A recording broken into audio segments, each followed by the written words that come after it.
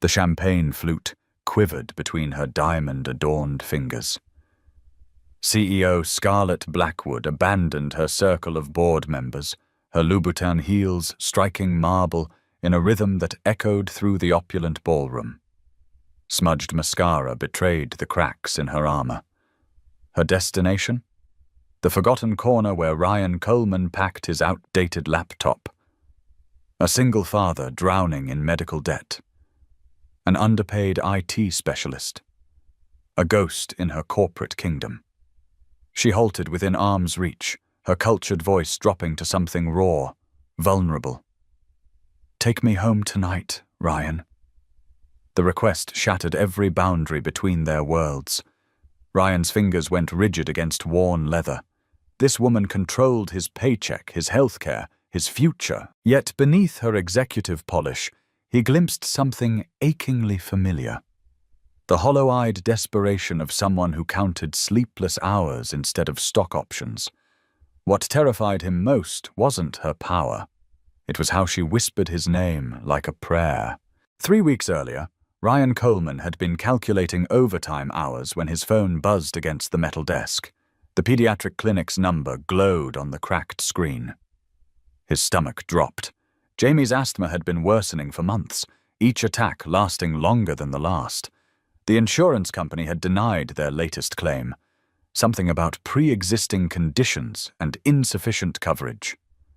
Ryan's ex-wife had taken her health benefits to California, along with her law degree and forwarding address. He answered on the second ring, already reaching for his keys. The receptionist's voice was professional, but urgent. Jamie needed his inhaler refilled immediately. The prescription would cost $237 without insurance. Ryan's checking account held exactly $89.16. The night shift at Meridian Tech paid time and a half, but it meant leaving Jamie with Mrs. Patterson until well past midnight. His elderly neighbor charged $25 for overnight sitting, money she needed for her husband's medications. Ryan understood desperation. It had a specific weight, pressing down on your shoulders until standing upright became an act of defiance. He fixed servers and updated security protocols while the building settled into silence around him. Emergency lighting cast everything in blue shadows. His reflection in the computer monitor showed hollow cheeks and bloodshot eyes. At 32, he felt decades older. The maintenance crew knew him by name. They would nod respectfully as they emptied wastebaskets around his workstation. Even the janitors worked harder hours than the executives. Scarlett Blackwood's corner office glowed like a beacon every night Ryan worked late. Her silhouette moved behind frosted glass, pacing between phone calls that stretched past 11. She arrived before 7 each morning in pristine suits that cost more than Ryan's monthly rent. Her silver hair never showed a strand out of place. Her smile at board meetings was sharp enough to cut glass. Ryan had fixed her computer twice in 3 years. Both times, she had acknowledged his presence with a curt nod before returning to her calls. He was furniture to her. Useful when broken, invisible when functioning properly. That distance suited him perfectly. The wealthy inhabited a different universe, one where problems could be solved with credit cards and connections. Ryan's world operated on cash payments and careful calculations. The mandatory company Christmas party loomed like a dental appointment. HR had sent 3 reminder emails, each more emphatic than the last. Attendance was strongly encouraged for all employees seeking advancement opportunities.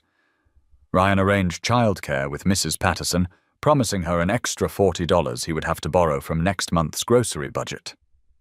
He wore his only good suit and positioned himself near the service entrance. 1 hour of networking, then escape. The ballroom sparkled with crystal chandeliers and conversation that sounded like wind chimes. Men in $1,000 watches discussed stock portfolios while their wives compared vacation homes in the Hamptons. Ryan nursed a single beer and watched the clock hands crawl toward freedom.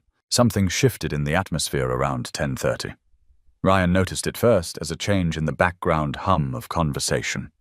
Executives began clustering in tight groups, their voices dropping to urgent whispers. Board members checked their phones with increasing frequency. Margaret, Scarlett's assistant, appeared at her boss's elbow with a manila envelope that made Scarlett's face go pale. The CEO excused herself from a conversation with the mayor and retreated toward the windows. Her usual composure cracked around the edges. She pressed one hand against the glass, staring out at the city lights below. Her shoulders curved inward, as if trying to make herself smaller. Ryan had seen that posture before, in his bathroom mirror at 3 in the morning when the bills wouldn't add up right. By 11:15, the party had thinned to hardcore networkers and employees afraid to leave before their superiors. Ryan packed his laptop with practiced efficiency, calculating the exact moment when his departure would seem appropriately social, but not suspiciously eager. The click of heels on marble made him look up. Scarlett Blackwood stood 3 feet away, her perfect facade completely shattered. Her mascara had smudged at the corners. Her breathing was shallow and quick. The manila envelope was crumpled in her grip, like she had tried to destroy it with her bare hands. When she spoke, her voice carried a desperation that made Ryan's chest tighten with recognition. She knew his name. Somehow, the most powerful person in his professional universe knew the name of a mid-level IT analyst who had spoken maybe 20 words to her in 3 years. "I can call you a taxi, Ms. Blackwood." Ryan's training in workplace boundaries warred with the basic human instinct to help someone who was clearly drowning. She shook her head violently, sending a strand of silver hair across her face. "Please," she said, and the word came out like a broken prayer. "I just need—" She trailed off, looking around the ballroom as if seeing it for the first time. The remaining guests were watching them with barely concealed interest. Office gossip would start before breakfast. "I need to go somewhere real." The admission seemed to surprise her as much as it surprised Ryan. He studied her face in the chandelier light, noting the exhaustion around her eyes, the way her hands trembled slightly. This wasn't his boss. This was a person who had been running on empty for so long she had forgotten what it felt like to rest. The drive to Ryan's apartment complex took 18 minutes in his Honda Civic. Scarlett sat in the passenger seat, staring out the window at the passing streetlights. Her presence filled the small car with expensive perfume and something else Ryan couldn't identify. Fear, maybe, or relief. The silence stretched between them like a held breath. Ryan wanted to ask what had happened, what was in the envelope, why she had chosen him for this strange rescue mission. But the quiet felt fragile, as if speaking might shatter whatever spell had brought them here. He pulled into the parking lot of Riverside Gardens, a complex that tried to sound upscale but fooled no one. The exterior walls needed paint. The landscaping consisted of struggling shrubs and optimistic flower beds. "This is it," he said, unnecessarily. She nodded and followed him up the concrete stairs to apartment 240. Ryan's living space was exactly what Scarlett had expected from a single father's salary, and nothing like what she had expected from a home. The furniture was second-hand but clean. Children's drawings covered the refrigerator in a rainbow of crayon colors. Toys were scattered across the carpet with the casual disorder of active play. A half-finished puzzle dominated the coffee table. Books were stacked on every available surface, most of them picture books about dinosaurs and space exploration. The apartment was small and cluttered and lived in and warm. Scarlett's penthouse downtown had granite countertops and floor-to-ceiling windows, but it had never felt like this. Safe, real, human. She sat carefully on the couch, running her fingers over a worn throw pillow. "This is what home feels like," she said, the words escaping before she could stop them. Ryan escaped to the kitchen to make coffee, buying himself time to process the surreal situation. The most powerful person in his professional life was sitting on his IKEA furniture, looking fragile and lost. Through the thin walls, he could hear Mrs. Patterson's television playing an old movie. The familiar sounds of his real life, sirens in the distance, footsteps on the stairs above, the gentle hum of the refrigerator, seemed amplified in the silence. He brought Scarlett a mug of instant coffee and sat in the armchair across from her, maintaining what felt like a safe distance. The crumpled envelope lay beside her on the couch like evidence of some crime. "Do you want to talk about it?" he asked gently. She shook her head, then reconsidered. "The board wants me gone," she said, her voice barely above a whisper. "They think I'm too emotional, too unstable for leadership." She laughed, but the sound held no humor. They might be right. The confession hung between them like smoke from a dying fire. Ryan studied her face in the lamplight, seeing past the executive armor to the exhausted woman underneath. This wasn't the same person who commanded boardrooms and negotiated million-dollar contracts. This was someone who had been holding herself together through sheer willpower for so long that the cracks were finally showing. "You're safe here," he said, meaning it completely. The words seemed to hit her like a physical blow. Her composure crumpled entirely. Tears streaked through her carefully applied makeup, leaving dark trails down her cheeks. "I haven't felt safe in years," she whispered. "I've been so careful, so controlled, so perfect, and they still want to destroy me." Ryan moved to the couch without thinking, offering her a box of tissues. She accepted them gratefully, her fingers brushing his in a moment of contact that felt electric. A soft thud from the hallway made them both freeze. Ryan's bedroom door creaked open, revealing Jamie in his dinosaur pajamas. The 6-year-old rubbed his eyes with small fists, confusion written across his sleepy features. "Daddy?" His voice was thick with sleep and concern. Ryan was on his feet immediately, gathering his son into his arms. The solid weight of the child against his chest reminded him of what really mattered. "Hey, buddy. What are you doing here? I thought you were staying with Mrs. Patterson tonight." Jamie mumbled against Ryan's shoulder, his words muffled by cotton pajamas. "She fell asleep watching TV. I wanted to come home." Guilt twisted in Ryan's stomach. He had left his son with a neighbor so he could attend a corporate party, and now he had brought his boss home to their private sanctuary. What kind of father did that make him? "Who's that?" Jamie asked, noticing Scarlett for the first time. She had gone very still on the couch, her coffee mug frozen halfway to her lips. Ryan could see the panic in her eyes, the realization that she had intruded on something sacred. The careful distance between her world and his had collapsed completely. "This is Ms. Blackwood," Ryan said carefully, aware that his next words would set the tone for everything that followed. "She's a friend from work." The lie felt necessary and insufficient at the same time. Jamie studied Scarlett with the unfiltered curiosity that only children possessed. She met his gaze steadily, something shifting in her expression. "Hello, Jamie," she said softly, her voice gentler than Ryan had ever heard it. "I'm sorry if I woke you up." The apology seemed to surprise all three of them. Jamie approached the couch with the fearless confidence of a child who had never learned to distrust strangers. "You're pretty," he announced with devastating honesty. "Do you like dinosaurs?" Despite everything, the board meeting, the tears, the shattered professional boundaries, Scarlett smiled.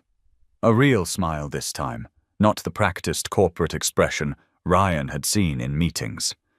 "I do like dinosaurs," she said seriously. "Do you have a favorite?" Jamie's face lit up like Christmas morning. "Triceratops," he declared, scrambling onto the couch beside her. "They have 3 horns and they eat plants and they're not scary like T-Rex. Want to see my collection?" He was already moving toward his bedroom before either adult could respond. Ryan started to intervene, but something in Scarlett's expression stopped him.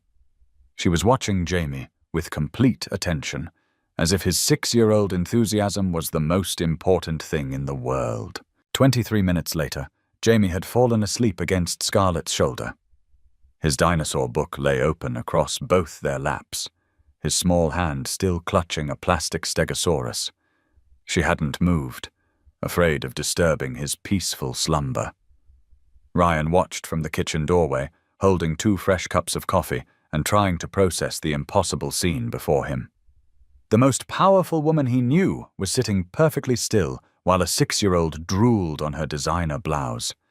Her expression was soft, almost reverent, as she studied Jamie's sleeping face. "He doesn't usually warm up to people this quickly," Ryan said quietly, settling back into his chair.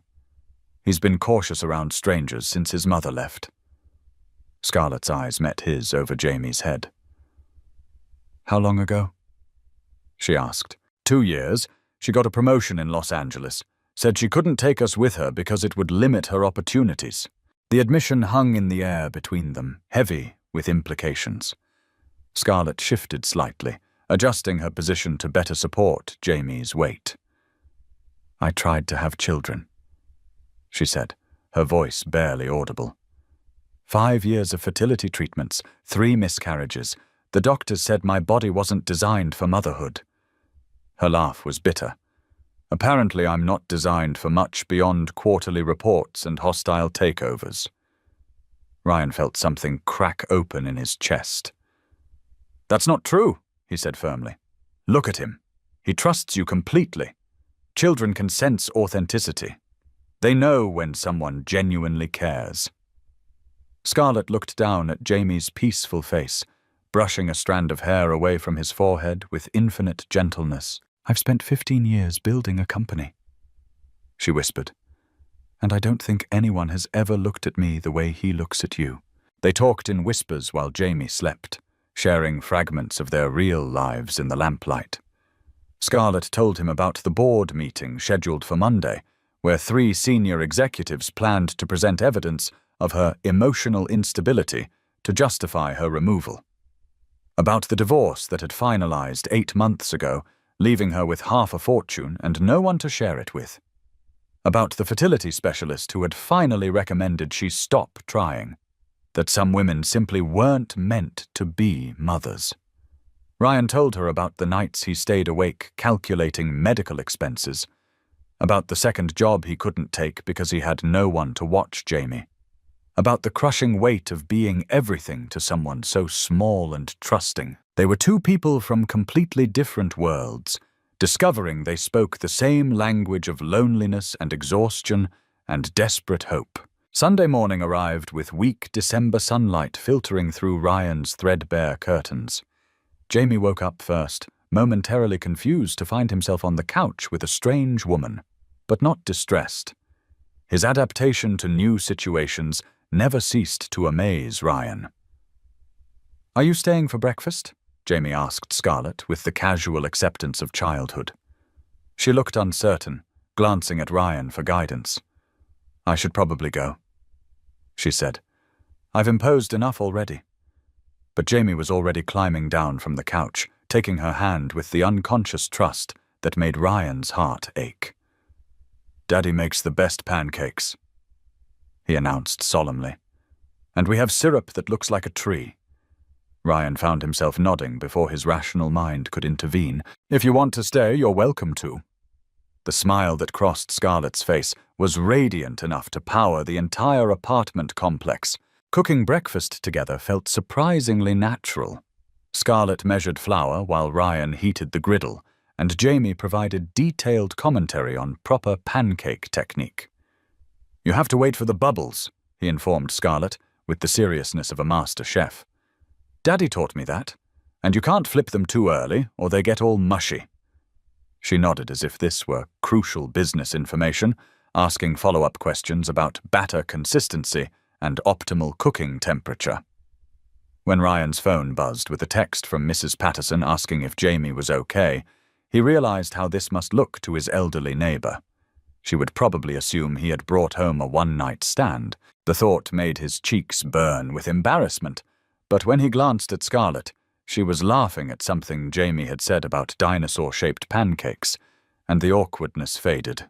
"This is the best breakfast I've had in years," Scarlett said, cutting into her 3rd pancake with genuine pleasure.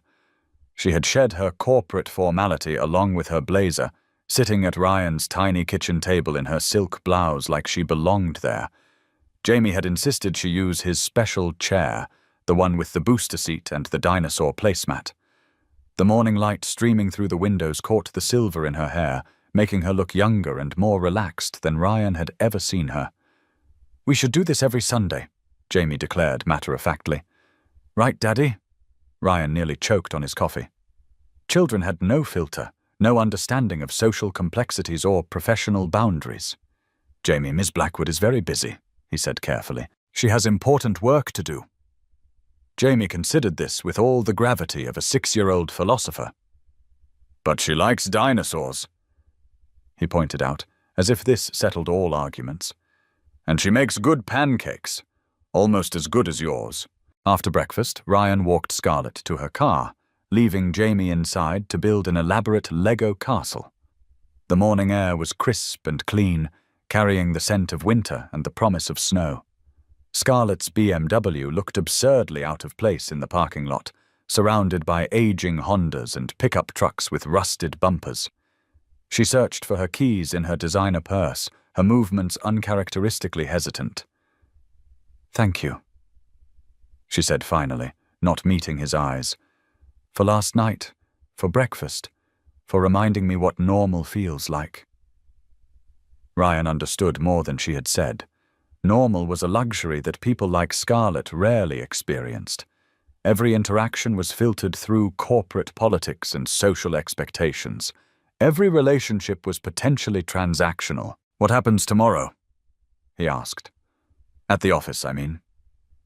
She was quiet for a moment, studying the horizon where office buildings pierced the sky like steel fingers.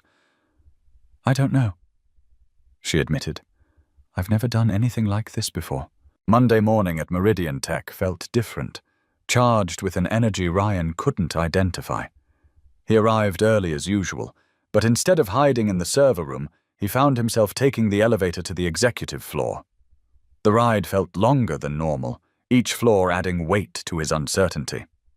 Margaret, Scarlett's assistant, looked surprised to see him standing outside the corner office. Her usually warm expression was replaced by professional coolness. "She's in a board meeting," Margaret said, her tone carefully neutral. "But she left this for you." She handed him an envelope with his name written in elegant script. Inside was a handwritten note on company letterhead. "Thank you for showing me what home feels like. The new childcare benefits package launches next month. I hope it helps families like yours. S." At the bottom of the page, someone had drawn a small triceratops in blue ink. Ryan stared at the note for a full minute, understanding its implications. The childcare benefits package was announced company-wide the following Friday. The email from HR was comprehensive and generous beyond anything Meridian Tech had offered before. Full medical and dental coverage for employees' children, on-site daycare services with certified teachers, flexible scheduling options for parents, emergency childcare assistance for overtime situations, paid parental leave that extended beyond federal requirements.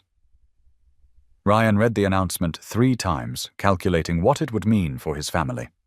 Jamie would finally have proper health insurance. The asthma medications would be covered.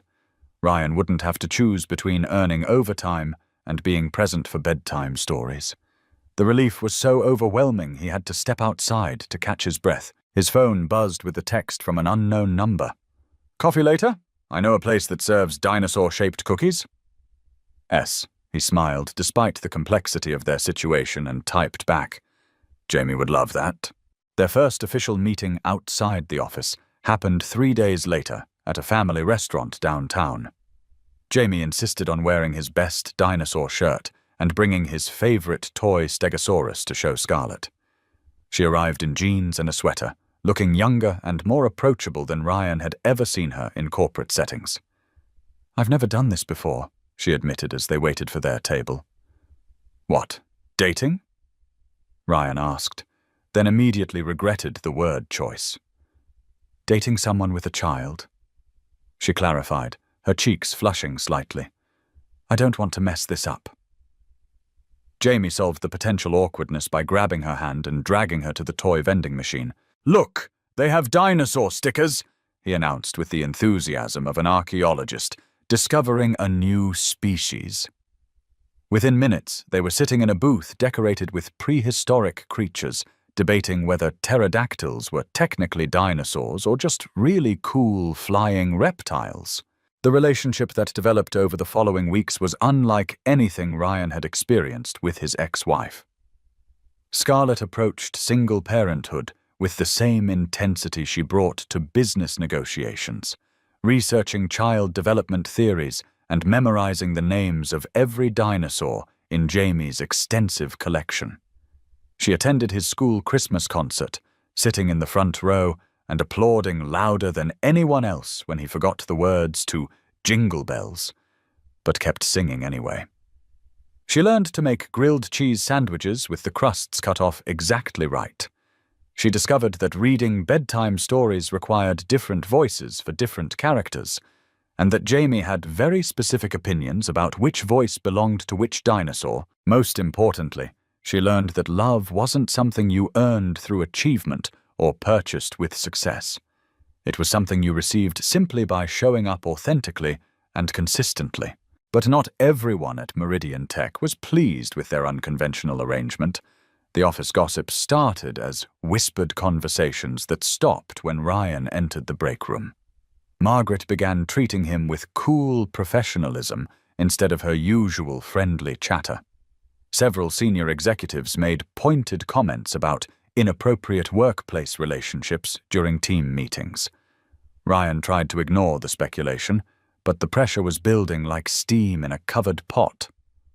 The gossip reached critical mass when a photograph of Scarlett, Ryan, and Jamie at the zoo appeared in the local business journal. The caption read, "Tech's new family," and the accompanying article speculated about Scarlett's surprising personal choices and their potential impact on company leadership. The board of directors was not amused by having their CEO's private life become public entertainment. The emergency board meeting was called for a Wednesday afternoon in February. Ryan wasn't supposed to know about it, but Margaret had accidentally left the meeting agenda on the printer in his department. Executive Leadership Review, concerns regarding personal conduct and professional judgment. The implications were clear and terrifying. Scarlett's job was on the line because she had dared to build a relationship with someone beneath her corporate station. That evening, she appeared at Ryan's apartment looking exhausted and defeated. Her usual composure had been replaced by something fragile and uncertain. "They want me to choose," she said, accepting a cup of tea with hands that trembled slightly. "Between the company and—" She gestured around the small living room where Jamie was constructing an elaborate fort out of couch cushions and dining room chairs. "Between my career and my family." The word hung in the air between them, heavier than she had intended. "What are you going to do?" Ryan asked, though he thought he already knew the answer. Scarlett had spent 15 years building Meridian Tech from a small startup into a major corporation. She had sacrificed marriages, friendships, and personal happiness for professional success. The board was essentially asking her to choose between everything she had worked for and a relationship that had existed for less than 3 months. "I can't ask you to give up everything for us," Ryan said quietly, hating the words even as he spoke them. "You're not asking," she replied, her voice steady despite the tears in her eyes. "I'm choosing." Jamie looked up from his architectural project, sensing the emotional tension in the room with the intuitive radar that children possessed. "Are you sad, Miss Scarlett?" he asked with devastating innocence. She knelt beside him, smoothing his hair away from his forehead with infinite gentleness. "A little bit, sweetheart. Sometimes grown-ups have to make difficult decisions." Jamie considered this with the seriousness of someone much older than 6. "Like when Daddy chose me over his old job?" The question hit Ryan like a physical blow. He had never told Jamie about the promotion opportunity he had declined 2 years earlier, the chance to relocate to Seattle for twice his current salary. He had turned it down without hesitation because it would have meant uprooting Jamie from his school, his friends, his stability. but somehow his perceptive son had understood the sacrifice.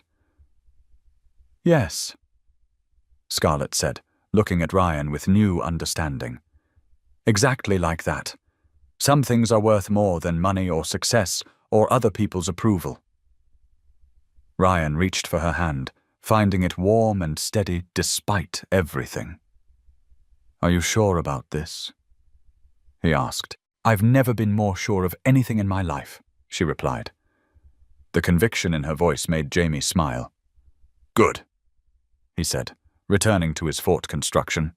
"Now you can help me build the best dinosaur house ever." The resignation letter was submitted the following morning. Scarlett cleared out her corner office while Ryan worked 2 floors below, trying to concentrate on server maintenance while his world shifted around him. By noon, the news had spread throughout the company like wildfire. Margaret knocked on the server room door with red eyes and a box of tissues. "She actually did it," Margaret said, her voice thick with emotion. "She quit. For you and Jamie." The weight of that sacrifice was both terrifying and humbling. No one had ever chosen Ryan over everything else they valued. No one had ever made such a dramatic gesture of commitment to his small family. "What will she do now?" he asked, genuinely concerned about her financial future. Margaret smiled through her tears. She mentioned something about consulting, working from home, having more time for the important things. She paused, studying Ryan's worried expression. "She seems happy, Ryan. Really, genuinely happy for the first time since I've known her." 6 months later, Ryan Coleman married Scarlett Blackwood in a small ceremony at the Botanical Gardens downtown. Jamie served as ring bearer, carrying the rings in a small velvet box decorated with dinosaur stickers that he had applied himself. Mrs. Patterson cried through the entire ceremony, dabbing her eyes with a lace handkerchief and declaring it the most beautiful wedding she had ever attended. The guest list was small but meaningful. A handful of colleagues who had supported their relationship, neighbors who had become chosen family, and Scarlett's parents, who had flown in from Connecticut still bewildered by their daughter's dramatic life changes. When they saw the way Scarlett looked at Ryan and Jamie, however, their confusion transformed into acceptance and eventually genuine happiness. The consulting firm Scarlett started from their dining room table was profitable within 4 months, her reputation in the tech industry opening doors that most entrepreneurs could only dream of accessing. Working from home allowed Scarlett to be present for all the small moments that made up Jamie's childhood. Soccer practice and parent-teacher conferences, afternoon snacks and homework assistance. The bedtime stories that had become her favorite part of each day. Ryan continued working at Meridian Tech under new management, but with regular hours and the peace of mind that came from comprehensive family health insurance. Jamie thrived in his new environment, excelling in math and science under Scarlett's patient tutoring, making friends easily, and developing the confidence that came from knowing he was the center of a stable, loving family unit. On quiet evenings, when homework was finished and dinner dishes were washed, they would sit together on the couch reading books about paleontology and space exploration, planning future trips to natural history museums, and discussing Jamie's evolving career plans. 2 years after that desperate December night when a lonely CEO had asked a struggling single father to take her home, Ryan and Scarlett stood in their new kitchen, watching Jamie practice soccer kicks in the backyard through large windows they had specifically requested during the house hunting process. The suburban colonial was nothing like Scarlett's old penthouse or Ryan's cramped apartment. It was a home built for family life, with 4 bedrooms, a large backyard, and a kitchen designed for cooking together. "Do you ever regret it?" Ryan asked, wrapping his arms around Scarlett's waist from behind. "Leaving Meridian? Giving up the corner office and the executive parking space?" Scarlett leaned back against his chest, watching Jamie score a goal against the fence and pump his fists in celebration. "I gave up a job," she said finally. "But I gained a life. The math isn't even close." Jamie called for them to watch his victory dance, and they both laughed at his enthusiasm. Besides, Scarlett added, I never had an office with entertainment like this. That night, as they tucked Jamie into his new bedroom with its glow-in-the-dark dinosaur ceiling, he looked up at them with the serious expression he wore when discussing important matters. Are you going to have a baby? He asked without preamble, the question hanging in the air like a challenge. Ryan and Scarlett exchanged glances over his head. They had discussed adoption, explored the possibility of expanding their family, but nothing had been decided definitively. Would you like a little brother or sister? Scarlett asked carefully, aware that his answer would influence their decision significantly. Jamie considered this question with all the gravity of a 6-year-old contemplating the expansion of his personal universe. Maybe, he said finally, his tone thoughtful, but only if they like dinosaurs, and only if you promise they won't be louder than me. Scarlett kissed his forehead and solemnly promised that any future siblings would be required to pass a comprehensive dinosaur knowledge test before being admitted to the family. The years that followed were filled with the ordinary magic that Scarlett had never experienced before. Birthday parties with homemade cakes and backyard games. Family vacations to national parks where Jamie could search for fossils and imagine prehistoric worlds. School plays where they sat in the front row, cheering louder than anyone else. Soccer games on Saturday mornings, followed by pancake breakfasts at their favorite diner. The consulting business grew steadily, allowing Scarlett to choose projects that interested her while maintaining the flexible schedule that family life required. Ryan earned his project management certification and was promoted to senior analyst, but he never worked late unless it was absolutely necessary. Family dinner at 6 o'clock remained sacred time, protected from clients and deadlines and the demands of the outside world. They had learned that success wasn't measured in stock options or corner offices, but in the laughter that filled their home and the love that made ordinary moments feel extraordinary. On the 10th anniversary of that December night, when desperation had driven a lonely CEO to ask for help from an unlikely source, they hosted a dinner party for the people who had become their chosen family. Mrs. Patterson, now in her 80s but still sharp as ever, held court at one end of the table with stories from her teaching days. Margaret, who had become Scarlett's business partner and Jamie's favorite babysitter, helped serve dessert while updating everyone on the latest Meridian tech gossip. Several neighbors and former colleagues filled the remaining chairs, people who understood that some things mattered more than professional advancement or social status. As Scarlett looked around the table, listening to the conversations and laughter that filled their home, she thought about the woman she had been a decade earlier. Successful but hollow, accomplished but alone, powerful in boardrooms but powerless to change the things that actually mattered. "Speech!" 18-year-old Jamie called out from his end of the table, now taller than his father, and home from his first semester studying paleontology at the State University. "Mom should give a speech." The rest of the table took up the chant, demanding that Scarlett mark the occasion with some profound observation about love and family and the choices that shape our lives. She stood reluctantly, her cheeks flushed with wine and embarrassment, and the overwhelming gratitude that came from being surrounded by people who loved her not for what she had accomplished professionally, but for who she had become personally. 10 years ago, she began, looking at Ryan across the table, I made the scariest decision of my life. I asked a man I barely knew to take me home. She paused, remembering that desperate moment in the hotel ballroom when her carefully constructed world had been crumbling around her. I thought I was asking for a ride. What I was really asking for was a chance to start over, to find out who I could be if I stopped being afraid of living authentically.